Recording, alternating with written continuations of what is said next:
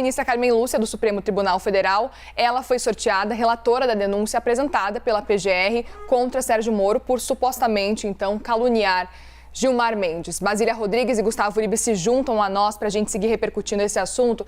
Basília, quais são as chances realmente de alguma coisa acontecer diante desse impasse aí do que a PGR apresentou a partir de agora? Existe alguma possibilidade de Moro realmente ir para a prisão ou não?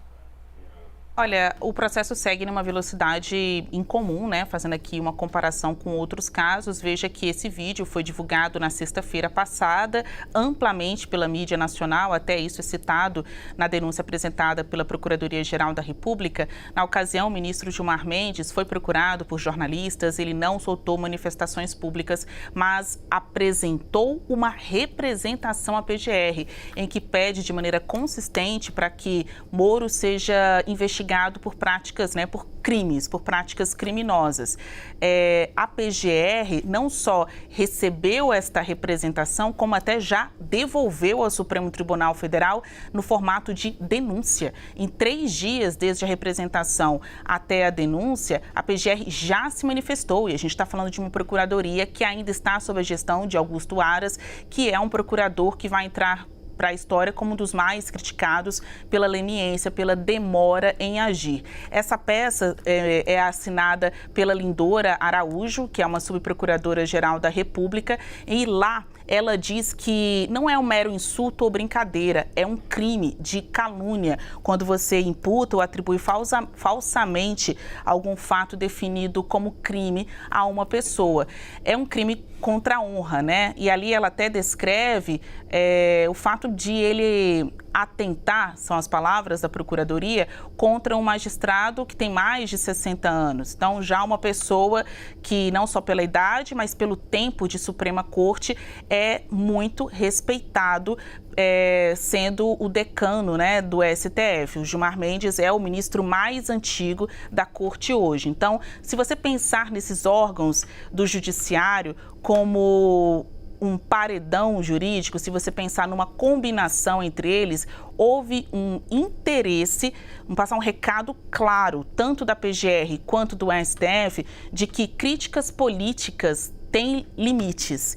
E nesta ocasião, até a PGR narra, não é possível saber o local, o dia, o momento em que Sérgio Moro falou. Só o fato dele ter falado foi um crime. Não dá nem para dizer que, como político, ele estaria coberto pela imunidade parlamentar, porque não dá nem para saber o dia ao certo que aquele vídeo foi gravado, e como que ganhou proporção, como foi divulgado, editado, enfim.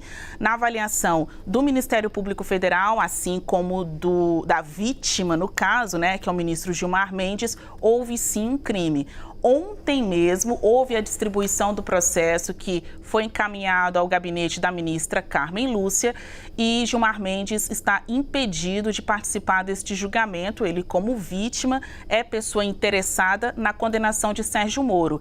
Entre os pedidos, que ele seja condenado por este crime contra a honra e que perca o seu mandato parlamentar. Ele que está como senador da República pelo estado do Paraná. Mandato de 8 anos. Ele está tão somente no primeiro ano deste mandato. Se o Supremo Tribunal decidir assim, e aí a gente tem que acompanhar a velocidade também do julgamento, tudo leva a crer que ele vai virar réu neste processo, que Carmen Lúcia tende a aceitar esta denúncia, levar o caso ao plenário, então tudo leva a crer que sim, Sérgio Moro vire réu nesse processo, que a denúncia seja aceita pelo Supremo Tribunal Federal. Se no final do processo eles decidirem pela perda de mandato, isso ainda terá que ser analisado ali, na Casa Política, no Senado Federal. E lá, Moro não desperta dos seus pares grande entusiasmo. Verdade. Gustavo Uribe, quero te ouvir também com relação a isso. Quero saber qual que é a sua avaliação, se na sua avaliação existem chances de Sérgio Moro ser preso e também quais seriam as chances de, se for condenado, perder o mandato. Muriel, a gente sabe que Sérgio Moro não tinha muita afinidade na política, mas ingenuidade para se deixar gravar criticando o ministro do Supremo Tribunal Federal é algo impressionante. Além disso, Sérgio Moro sabia que o Congresso Nacional e o Supremo Tribunal Federal estavam esperando apenas um escorregar em casca de banana e ele deu de bandeja.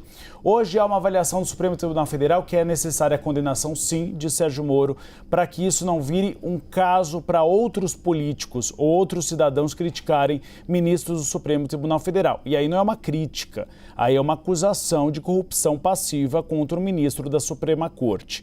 Conversando com alguns integrantes do Supremo Tribunal Federal, eles dizem que há sempre aquele espírito corporativista, de realmente dar um exemplo. Agora, depende muito da pena, essa é a grande questão, porque Lindor Araújo, na sua decisão, ela fala da perda de mandato acima de 4 anos de condenação. Se for acima de 4 anos de condenação, assim, o Senado Federal pode julgar. E aí a cassação de mandato é por maioria absoluta, 41 de 81 votos. Eu fiz um cálculo básico de partidos que podem ficar no outro lado de Moro, ou seja, críticos a ele.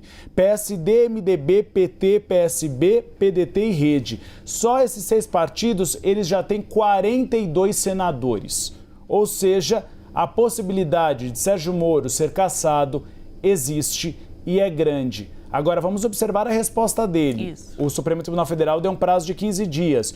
Ontem, Sérgio Moro fez uma fala bastante desastrada, fazendo críticas a Augusto Aras, sendo que a denúncia nem foi apresentada por Augusto Aras, foi por Lindor Araújo. Então, resta agora a ele acertar aí exatamente aqueles que ele considera culpados por esse processo e se defender junto ao Supremo Tribunal Federal. E ainda nessa onda da defesa, a gente ouviu o Moro, tanto aqui no discurso que ele fez no Senado, quanto em notas, né? As redes sociais dele estão abertas, e ele disse que aquele vídeo foi descontextualizado, que ele não acusou o ministro de vender habeas corpus.